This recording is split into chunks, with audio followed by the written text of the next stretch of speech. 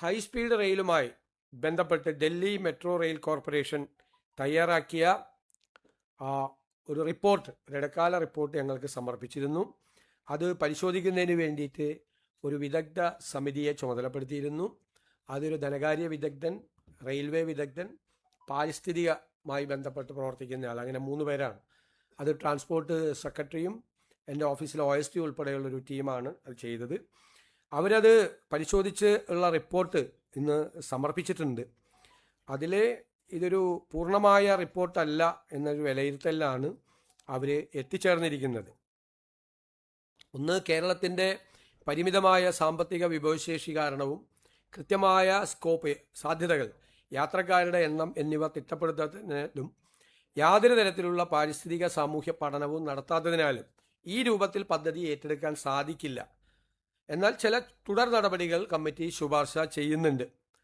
അതായത് ആദ്യഘട്ടത്തിലെ സ്ഥല പരിശോധനകൾ, ഭൂമി ഏറ്റെടുക്കൽ സംബന്ധിച്ച വിജ്ഞാപനങ്ങൾ അല്ലെങ്കിൽ ഭൂതല നിർമ്മാണവുമായി ബന്ധപ്പെട്ട യാതൊരു പ്രാരംഭ നടപടികളും ഇപ്പോൾ ആരംഭിക്കരുത് എന്നാണ് കമ്മിറ്റി ശുപാർശ ചെയ്തിരിക്കുന്നത്. കാരണം ഇതിൻ്റെ ഒരു കൃത്യമായ ഒരു എക്കണോമിക് മോഡൽ, ഇതിൽ എത്ര യാത്രക്കാർ യാത്ര ചെയ്യാനുള്ള സാധ്യതയുണ്ട്, പിന്നെ പാരിസ്ഥിതിക പഠനം, ഇതൊന്നും നടത്താതെ, അതാണ് നമുക്ക് കേരളയിൽ പറ്റിയ ഒരു അപകടം ഇതിൻ്റെ അകത്ത് ആവർത്തിക്കരുത് എന്നാണ് ശുപാർശ.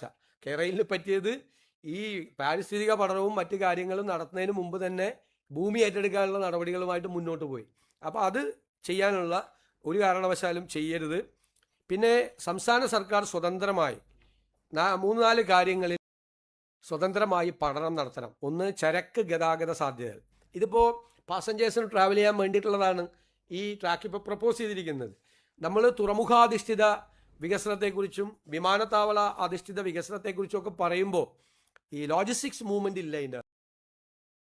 അപ്പോൾ ആ ലോജിസ്റ്റിക്സ് മൂവ്മെൻ്റ് ഇല്ലാതെ പാസഞ്ചേഴ്സ് ട്രെയിൻ കൊണ്ട് മാത്രം ഇത് നമുക്ക് വരുമാനവും നമ്മൾ ചിലവാക്കുന്ന പണം അത് തിരിച്ചടയ്ക്കാനും ഒക്കെയുള്ളൊരു പ്രശ്നത്തിലേക്ക് നമ്മൾ പോകും എന്നുള്ളതൊരു പ്രശ്നമാണ് അവർ തന്നിരിക്കുന്നത്.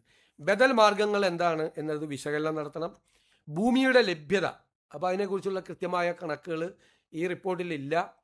നിലവിലുള്ളതും ഭാവിയിൽ വികസിക്കപ്പെടുന്നതുമായ മെട്രോ, തുറമുഖ, ഉൾനാടൻ ജലഗതാഗത സംവിധാനങ്ങളുമായിട്ടുള്ള സംയോജനം, ഇത്തരം കാര്യങ്ങൾ പഠിക്കണം എന്നാണ് പറഞ്ഞിരിക്കുന്നത്. ഈ പഠനങ്ങൾ യഥാർത്ഥ ആവശ്യകതയും പദ്ധതിയുടെ വിശാലമായ ബഹുമുഖ സാമ്പത്തിക പ്രാധാന്യവും തെളിയിച്ചാൽ മാത്രമാണ് DPR തയ്യാറാക്കുന്ന അടുത്ത ഘട്ടത്തിലേക്ക് കടക്കാൻ പാടുള്ളൂ എന്നാണ് കമ്മിറ്റിയുടെ ഏകകണ്ഠമായിട്ടുള്ള റിപ്പോർട്ട്. ആ റിപ്പോർട്ട് വിശദമായി പഠിച്ചതിന് ശേഷം ഗവൺമെൻറ് അതിലുള്ള നടപടികൾ കൈക്കൊള്ളും.